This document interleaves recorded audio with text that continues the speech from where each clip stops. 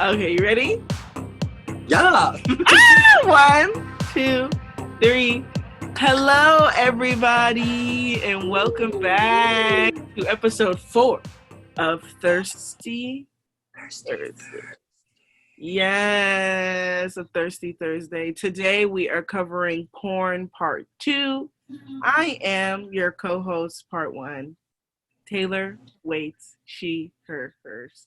This is my beautiful co-host. Thing two, Jake Ernie. Period. And last week, period.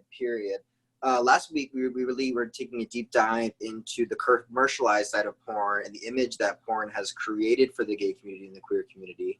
And we want to go further into that environment and specifically identify some cool kinks and fetishes that are very apparent in our community, that we see throughout our media, inside our forums and our clubs, and kind of highlight what that image is created and go into a whole bunch of different definitions and the world of fetish and kinky acts. Yes, later on in the show, we are going to have an amazing guest, Jasmine. Jasmine's going to be on the show. Jasmine Ayana, she is a hula hooper, barista, traveler, music lover, sex media curator, and fellow squirrel friend of the Thirsty Thursday gals. So she will be dropping in soon to add her perspective into the kinks and fetishes conversations that we're having today. But just to kick us off, we want to go ahead and let everyone know what the difference is between a kink and a fetish. I think it's Taylor. Oh, I just got a notification here. Oh my God. I'd like to thank two of our, speaking of squirrel friends, we have 2 new subscribers, Juan Carlos and Martin. Thank you so much for your subscriptions. We hope to give you guys further media, and thank you so much for the help.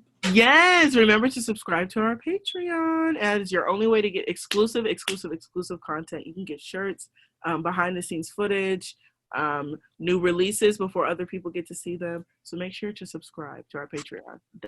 That's right. Sorry, Taylor. Get back to telling us what fetishes are. Yes. Everybody wants to know the difference between a fetish and a kink. Or I think people assume that they know the difference between a fetish and a kink. Even myself, I think I assume that I know the difference between a kink and a fetish. But to make sure that it's clear, a kink is something that arouses us that is not considered the sexual norm, right? So it's something that you really enjoy but isn't necessary or really even wanted maybe every single sex session. I would say that it's very personal, interpersonal as well, depending on the person. There may be some kinks that you have with some people that you don't have with others, right? But a fetish is a sexual act or an object that you basically always have to have in order to be aroused and enjoy the sex that you're having. So if you have a foot fetish, feet have to be involved in the sex that you're having in order for you to be satisfied. So those are basically the 2 differences between a kink and a fetish, just so that you guys know what we're talking about as we continue the conversation. But yeah, Jake, your turn. Let us know what we're going into. Yeah, and call me out if I get them confused, because I still get kind of wrapping my head around the two differentiations as well. Me too. But we see it a lot in communities, and I think the definitions is certainly what gets a lot of people confused, or have this contrast in defining what a community is, and you have a kinky community or a fetish community, and understanding the difference and how that also corresponds with lifestyles. Yeah. So I always go back to the puppy community, or is there? I don't know. There's another name for that community. But it's when you see those guys that get in the puppy masks and are on leash and are being walked by their owner, or if there's another term for it. But there's a whole lot to unpack with that. And is it a lifestyle? I think so. I see men it's completely their brand. There's people out there that's who they are and that's how they live their lifestyle. But some people see it as a fetish and or kink. Yeah, I think you said, very personal. For me, in the kind of sex work that I deal with a lot of men, and I tell them specifically that I want to be in a female dominated relationship, or that I want them to be my sub, meaning that I want someone to be submissive to me and I will thus be dominant over them and control certain things that they do. And as a submissive, they have to ask me permission to do certain things. So I understand that I don't necessarily, I'm not aroused by that, nor is that something that I need to feel sexually satisfied. That's something that I do for work, that I Mm. would do on behalf of somebody or do in order to get money. But that's not something that I feel sexually satisfied by. So I wouldn't be able to say that the dom submissive sort of like BDSM kind of line of work that I do is something that I would fetishize and make like a part of my lifestyle. But these men definitely have, you know, a fetish. This is, some of them want me to peg them. Some of them, like, you know, we were talking before we got on the call, want me to fist them and stuff. And Yeah. that's what they need in order for them to have a good time. If they're not getting fisted, if they're not, just like, you know, with the definition of foot fetish, if those things aren't happening, if they don't know that they're submissive before the sex even starts, they don't even want to start the sex. Yeah. Okay. So I definitely know that people will make sure that they either have the money or the resources to have the sex that they want to have. And a lot of times these are older men. So men that have like money at this point to pay like basically escorts or maybe 401k. Yeah. right, people who have the endowment to get, some of these people want to do water sports, which is like urine play and all this kind of stuff. Like you have to have money to do a lot of those things or be really close with somebody. And so yeah, I think it's a yes and a no. I think, like you said, it's all very personal. Would I participate in someone else's fetish? Yeah, especially if it has to happen and it's actually satisfying for them, especially for an experience. But yeah, like you were saying, I don't know about. I think my closest thing to kinky in my world is like you know, the differentiation between the top and bottom and like my positionality in the two different roles. Like as a bottom, one of my favorite, well, like I guess it's like a kinky fantasy is, you know, I like to be a very dominant bottom. So I would like to have a top that I can, you know, strap down onto all fours of the bed and then have like a bar table of like a whole bunch of different things that I can use on them. Yeah. Hot waxes, like, you know, tassels, you know, floggers, nipple clamps. And those things are kinky. Yeah. You know, using a feather called sensational things. It's all very kinky things. And I don't necessarily need this every single time to get off my rocks. But it's something that like I love the kinky aspect, the scene of it all. And, yeah, but I don't think I have like a fetish that I need something's very so. So can you have like a fetish for needing like cleanliness? Is that a thing? Bitch, I'm screaming. I think obviously there are some people that want to clean you. You know what I mean? That want to. No, but like, what if you need everything clean before you can have sex? Yes, there are people that will shave you or that will wash you before sex. Like that's something that turns them on. And I think I can get into that. I think it's kinky to take a shower during sex because or before sex or even during, if you can do that in the shower that you're in. Oh yeah. Mainly because I know that you're washing yourself. Like, especially when I had sex with men, I was like, oh yeah, let's get in the shower. Mainly because I'm like, I don't know if they wipe their ass. Like, they need to get in there. I need to see what's going on. That's true. I do like shower sex. Like, intimate. Yeah, it's also intimate to me to like be in that space, to be in the shower, especially with women that I've had sex with as well.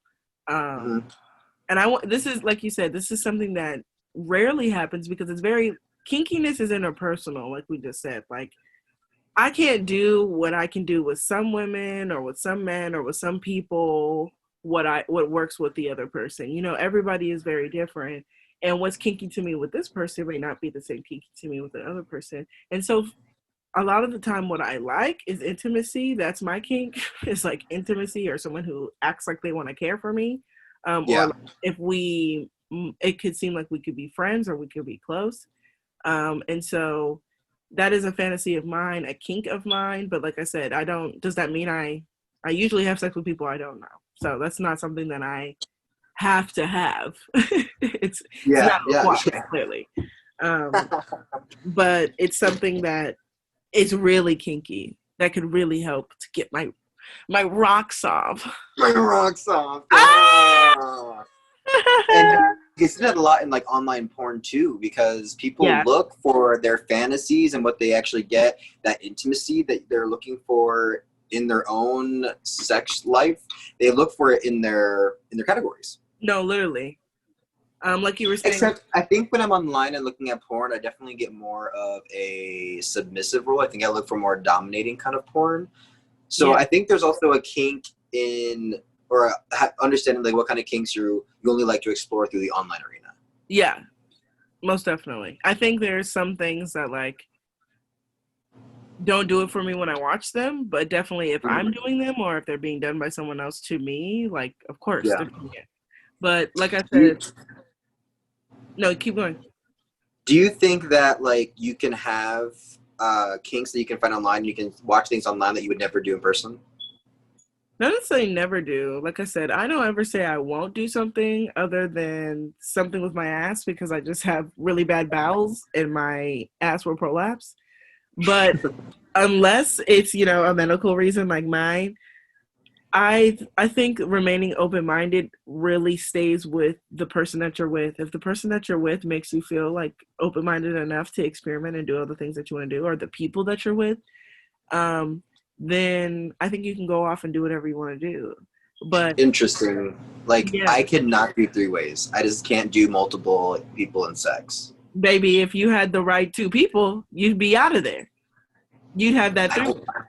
I don't know. I don't know. I don't know. Well, because I think about it, like I have my partner, and then like bringing in a third person, I just this is like I think I don't know. I'm okay with the idea of monogamy. I know it's not everybody's thing, and I know there's a lot of fucking holes and problems with it. Like, like in theory, I narrated like monogamy is never the thing, but like I'm in it, and I just think I have a lot of like, you know, the trust and things. So like, but I have no problem watching threesomes, foursomes, gangbangs in porn. Yeah, I definitely say keep living. Yeah, I know. Like how you feel, the best part about sex and like fetishes and kinks is that sometimes you get them as you go through life. Like an experience happens to you with a person, and now that's like all of a sudden your thing, or you really, really like that. Oh, definitely. Because I mean, look at our evolution as our own sex life. The shit I was into when I was like just discovering sex is not the shit I'm into today. Yeah, or maybe the other way around, where it's like I feel like, especially being in queer relationships, it's different than for me being like you're introduced to a lot like quickly, and then you have to kind of settle into what your actual zhuzh is. Right. Then it takes more time to really get into like what is it that we both like and what we're both comfortable doing and what. Oh yeah, it's like an actual relationship. Yeah. Right.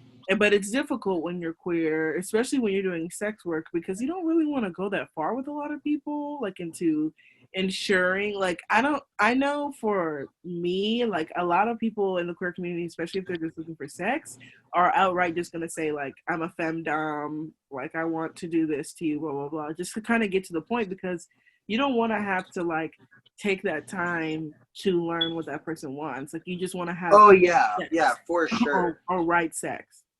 Or sex that's satisfying at least. So you're gonna say what the fuck is at the top of your head or what you know, if it is something that you require, if it's something that you need, that you're gonna say.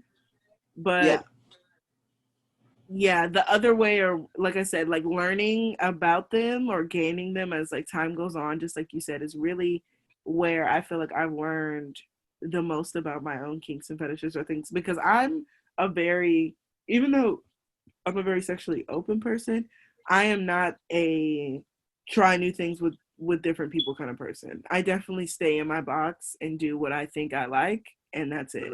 And I do the same thing with other people or with all the partners that I've had, because there's not a certain person that I've been with a long enough time other than one person for me to like experiment all those things with. I'm not going to experiment with you until like after we've been having sex for, you know, some weeks. We understand what's going on. We know how each other's body works. So you don't even get that time to really learn how to do all the other stuff anyway. Yeah, and then you know the only other time you're seeing that is actually in porn, and that's where people, you know, get a lot of ideas of what they want to do, what they can do. But it's like another realm. We all know we already create different identities for like our online persona. A lot of us, even if it's in like a slight way, there are things that we do online that we don't necessarily always talk about or do in person. Yeah. And I think that's part of, you know, the fantasy and, you know, becoming part of a community, because as queer people, like you said, the things we have to be introduced to, like how do those guys figure out that they're into play, or that they're into the leather community, or how they're fetishizing something? Mm-hmm. Like, they get these ideas most likely from probably seeing it in porn for the very first time, because just how canceled it is in mainstream culture. We're like, oppressed. Yeah. Or seen as weird, or seen as creepy, or seen as demented. And I feel like a lot of people, especially in the queer community, could be shunned a lot for their kinks, or Kink shame is a thing. Because straight people are pretty vanilla about their sex. It's pretty, hard for us to really explain queer sex in a way that they don't over sexualize and turn into like this weird thing. For sure. Mm-hmm. Oh my gosh, Jasmine! Das. You there, girl? Hello. Yes. Hey. Hello. Yay! Hey. We're happy I'm you about to park at home, so come we can on. make this work now. Yes, Perfect. come on, parking. So happy for you, and this is our perfect time for us to take a break. Yes, everybody, we'll be right back with Jasmine. Please hold. I started lifting my leg, y'all. I'm so stupid.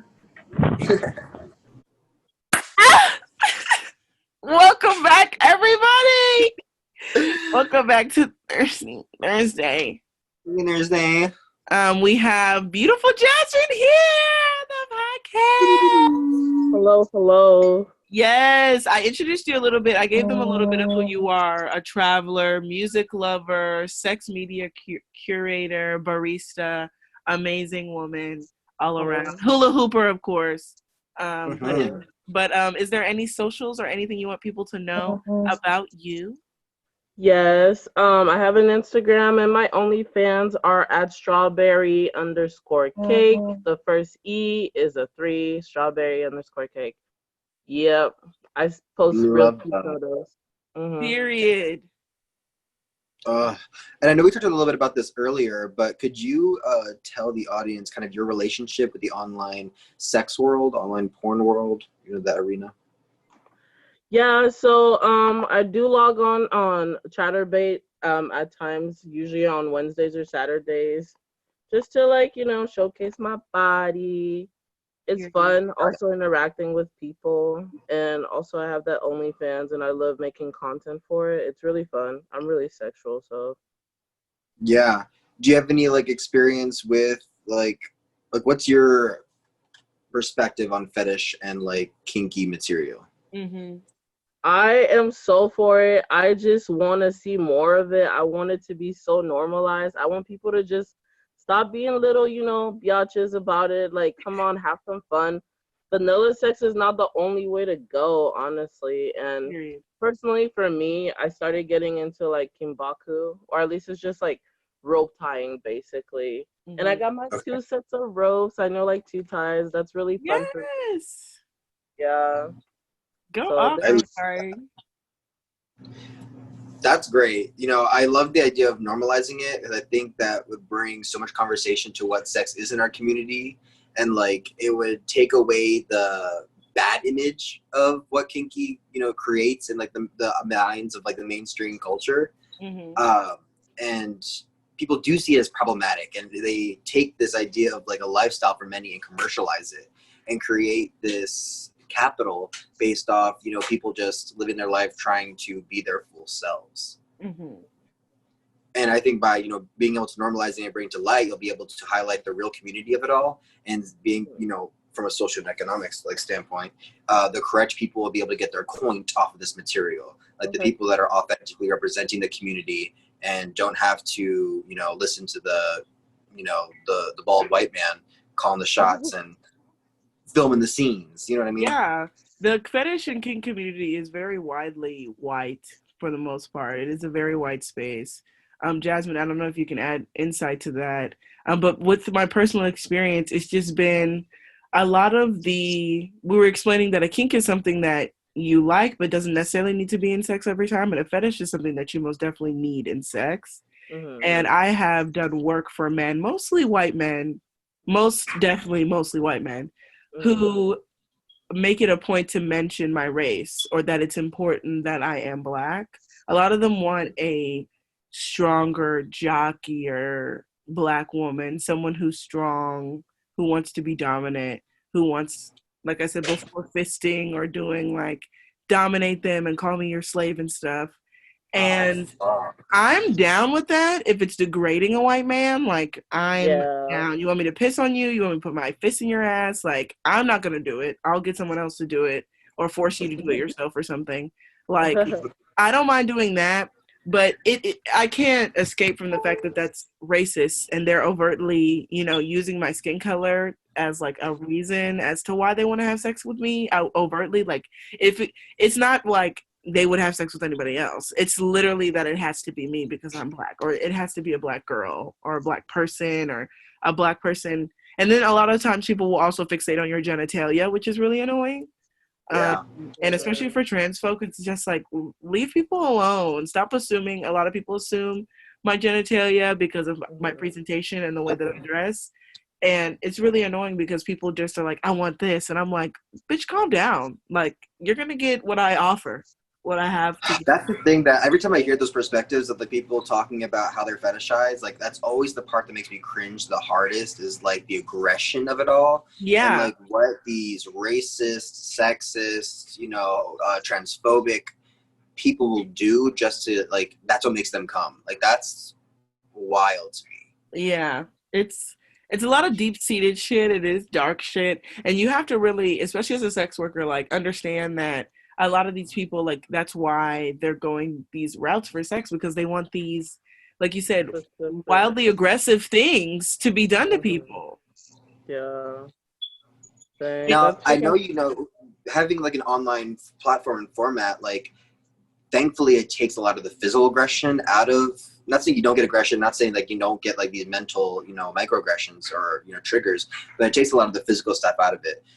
In your experience with being heavily like, involved with online sex, the porn world, do you find it still difficult to fight against the microaggressions even through the screen?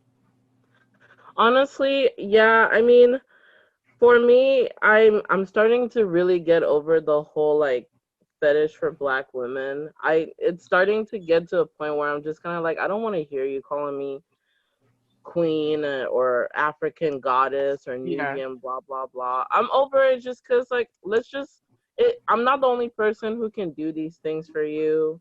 I can definitely do it, but like at this point it's kind of like, I'm Black. I don't want you to use me as the, like you're mad Black woman, you're like aggressive like type woman. Like I'm very sensual too, So yeah, sometimes I'll do like private videos like on Skype with like some people from Chatterbait, and like they're expecting me to do these things, and I'm just kind of like, I don't know, man, and I just kind of like lightly turn them down.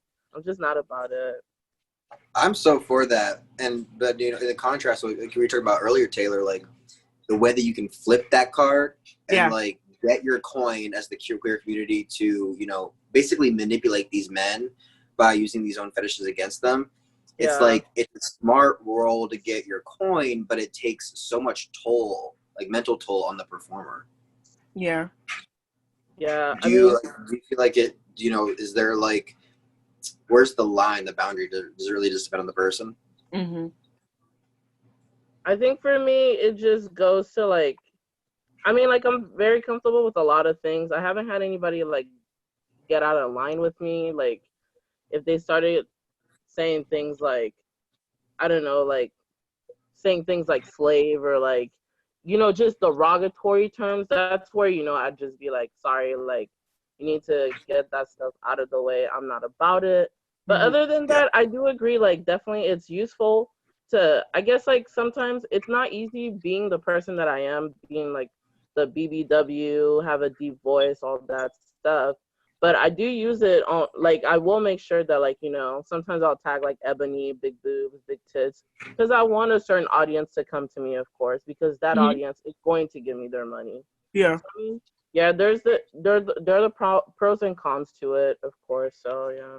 I was going to add that I think it's A pro in the fact that also, Jake, on this tip of like, you can use it to capitalize. You can also use it to find community and to find things that you're interested in. And a lot of the OnlyFans that I enjoy, the ones that I like, the one that gets my rocks off, are from queer folks or from queer people. Just because, like you said, I just think that queer folk in general are leaning more towards like non-vanilla sex. And a lot of the Oh times yeah. when I'm looking for porn, I'm not looking for like recreations of things that I guess could happen in real life, but more so things that I feel like could happen to me, which is as a queer pansexual person, is a range of different things with a range of different people in a range of different situations. And so it's really important for me that my sex reflects that, not only in like what I'm visually seeing, but also in the actor, in the person that's there. Like if I don't see myself like being in their shoes, or maybe being able to like, you know, offer or give like they are, like I kind of am not in the fantasy, or it's not as good for me. Interesting. Yeah, I'm sadly kind of, my mind goes like everywhere when it comes to sex, but like the translation from my mind to like physical action is like very broken. It's a shanky pad. So like I'm kind of like trying to train how to move that, like what I think in my head is like hot, and like what I see like I want to do through what I've experienced, like bringing it into like a physical kind of manifestation. I love that. Do you think there's like Jasmine, like between like your own sexual life and like the actual online persona, do you find there to be like a difference? Well, I have to say I want to be extremely sincere about my online persona and my sexual life Mm-hmm. itself. Like I said, I'm very sexual, so for me, I think being like a sex worker, or having like, like being able to make money online based off of like sex work or whatever, I like the idea of it being like a journey with like the people who are subscribed to me, who follow me, for them Mm-hmm. to see my progression. Because one day I want to be able to like tie a person and have them like hanging from the wall. I want to be able to, like burn candles on people and let them be comfortable. I really want to get into dominating too, In a Mm-hmm. way, I'm kind of a sadist or whatever.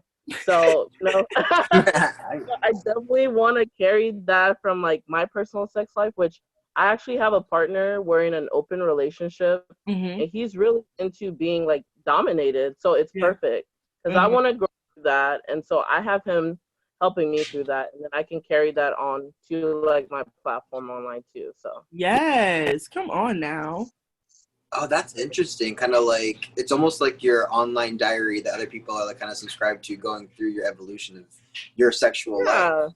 yeah, Mm-hmm. yeah, that's basically what I'm aiming for. I love that. No, literally, it's a really great way. Like you said, I kind of do the same thing, both with my sex life, but as well as with my blog, but it's just to capture like the essence of what's going on right now. And it's number one, because I'm great and I want to look at it. And number two, because it's like, you want to have record of it. You want to have record of this happening. And then number three, I'm like, I might be able to make money off of it, period. Yeah. I feel like sex is the same way. Like we can all grow, or we are all growing as sexual people. I feel like as I've gotten more into pole and into flow arts and into dance and into sex work and into sugar babying, it's all just like kind of, Jake was hinting at it in our second episode, it's just a fantasy for me. It's really a way for me to really channel being someone else, or being in some new shoes, or trying on some shoes that I liked before. Like it's really a way for me to dive in and out of different personalities of who I assume myself to be, my sexual being to be, and who I want it to be. And I feel like those are all of the different facets that you can get from online porn, but also that you can give when you create the content yourself. It's like lit. Interesting. I've never like created content or like based content that I put out to the universe based off my sexual like evolution. This is the closest thing to like creating that I've talked about my sex life. My work's very much so based around different kind of theory and just bringing theory into realization with reality. But yeah, I think those are really cool because it's also like a way that you can look back and actually look at the evolution of yours. It just brings like another level of like deep reflection. That's interesting. Period. Yeah. You want to talk about introspection? Yeah, for real. But we've been talking a lot about the monetization of this and how I can see, like, you know, we talked about this concept in many different episodes about how people should be getting paid for their material correctly and how that should be normalized. And we always talk about the connection the person has with basically their art and what they're putting out there. That's their media. Mm-hmm. And I think that right there is the perfect definition of why, even if it's like copied and distributed, how fucked up that is, because, you know, the person that created that, it's part of their soul, essentially. They're not getting paid or, you know, given their coins with the realization that they should before they're great media. Yeah. What are some things that, Jasmine, you feel like we could be doing? You kind of talked about it already, of just like telling people outright that this is wrong and that I'm not going to participate in this. But what are some more ways that you feel like we can start to destigmatize, number one, sex work, and start to have this conversation of this is work, this is a job, this is what I do, but also start to expand the conversation of making sure that we can all be sexually liberated, or sexual liberation or celebration through sex work as well. Both on the mediums, because as we know, the online space is just like basically a bunch of dudes trying to fetishize you. It's really hard to set your boundaries and to really say what you are and what you aren't going to do in that space.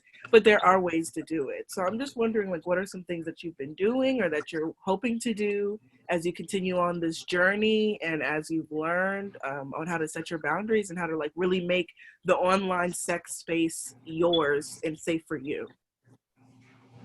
Well, I think definitely. Well, I like the way how recently, you know, with the whole Black Lives Matter movement and everything, I'm seeing more people post about like people who are trans or people who are just sex workers, you know, and they're saying like, go support my friend who does this, because you got to realize while you're commercializing, you know, like spreading the word, you're also letting people know like this is somebody's like way of making money, of surviving their lives. I actually recently just watched this like documentary on Hulu called Kiki, and it was like talking about how like most trans people in New York, or at least like the younger community or however, a good amount of them actually start off as sex workers just to make like their coin to survive, which is crazy. And at the same, Hells yeah. Yeah, so I was just like, I couldn't imagine if that wasn't something that they could have, like they wouldn't be able to move up. But other than that, I think, especially on my platform, I'll always be very direct with everyone that follows me. I always like tell them exactly what I have, what I don't have, I'm not comfortable with. You know, like some dude one time was like, "Can you make videos of you pissing?" And I was like, "That's nothing. I can do that." You know. And then somebody was like, "I want you to shove like your dildo and then like you're fucking like shove a shit ton of stuff in yourself, like that's not something I'm comfortable with." So I'm always upfront, and I'm always very welcoming to all the people that hit me up for any of my content. Like, that's just like two little things. Yes, those are big things. I think what you're telling us to do is really like know yourself, know what it is that you want to do, or that you're willing to do, and know when to say no, or when to tell people to move on. Move the fuck on. This isn't what I can offer you. And people need something that I feel like is an extension into everything you're saying, is when sex workers tell you what they won't do or what they're not comfortable doing, you need to accept that and move the fuck on. And that right there, you need to hear when people say that what you're asking them to do is dangerous, or what you're asking them to do is racist or transphobic or you know, heteronormative or whatever, because I feel like that's the biggest part of this community, is that it's us as sex workers like kind of trying to navigate it so that we don't both get exposed and also don't lose out on money. But we're also like not able, because we don't have the power structure there to hold these people accountable. But I think we can. I think like Jasmine said, telling these people like, you're fucking weird, I'm not going to do this for you, and you shouldn't be asking people to do this, or no, or blocking them or whatever, is a way, in a small way, of revolting or of letting these people know that their behavior isn't correct. But I love a good report. I love a good report. Love a good report. Love a good block, a nice fresh block. It's so Period. good. But I think another important aspect of that, especially in the online community, is the aspect of community. And being able to tell your sisters, like, you know, girls, look out for this kind of guy. You don't necessarily need to like say the specific is your name, because they're always going to pop up. It's more about the concept of like what not to accept and how not to degrade yourself. Because some people do have trauma that they think like, okay, I got to do literally anything I can just to get my coin, and they'll push themselves and hurt themselves. So it's just being like, girls, like, don't go this way. Like, you know, keep it cute, keep it to what actually keeps you comfortable and safe, and have as much fun as you can, even though you're getting coin, because, you know, like what the hell. Right. Period. Yeah. And the cool thing about this whole like the whole like online sex world is that like, even though I'm into doing like BDSM and certain things, you know, if I can't offer you what you want, you can always go somewhere else. Somewhere else will provide you that service. So there's nothing wrong with turning a person down, you know? There is so much out there in the world, and we all got enough genitals to spread them all. You know, you can really find your fill. No pun intended, you know. You can really get what you need there. But thank you so much, Jasmine. This was such a really good episode. I feel like we dove in to this topic of porn, and also got a better perspective as to, you know, how it is to be Black and femme and queer and large and big and small and all these things in these spaces, especially online. Because just like Jake said, I just think that people think that because you're online, you have a veil of protection, and nothing can save us from racism. Nothing can stop that. But we take these discussions even further. Next week is going to be our last episode in the porn series, and you know, every episode we talk about socioeconomic and political standpoints and actions within that category, but we just want to touch base kind of on a couple of things we've already talked about in previous episodes throughout the series, and just dive deeper, because these topics can really go down a rabbit hole very quickly, and you can't just cover it in one episode, especially when it impacts so many people of our community, starting from like, you know, baby gays all the way to, you know, you've been out, honey. So thank you all for subscribing and watching. Sorry, this week we don't have some video, but listen to our voices. They're so cute. Period. Make sure to follow Jasmine on all of her social media and give her your coin. Yes, give her money. Throw it at her. Please do it. She deserves it. Softly though, bitch. She wants it soft at her. What the fuck? Yeah. I just want to show my titties to you guys. Yeah. Jasmine, you're a Pisces, right? Jasmine, you're a Pisces, right? No. Are you a Pisces? I feel like I did say, I don't even know, man. Like, my co-star is everywhere. But my moon is Cancer, and my sun is Scorpio. So. Oh my God, no way. I thought you were Pisces. Dude, hell no. I'm Oh! I was like, girl, I thought we were fish sisters. Goddamn. Screaming. Ow! Yeah, it was the Cancer. That was what was similar. All right, well, everybody, thank you so much. Y'all have been a great. I'm so wet from talking to you. It's oh my gosh, my basement. I need to go change my shorts. Everybody, gotta go do laundry. Flooded. Oh my God. Tune in next week for our last episode of porn, and remember, stay thirsty. Stay thirsty, girls. Bye. Bye, friends. Bye.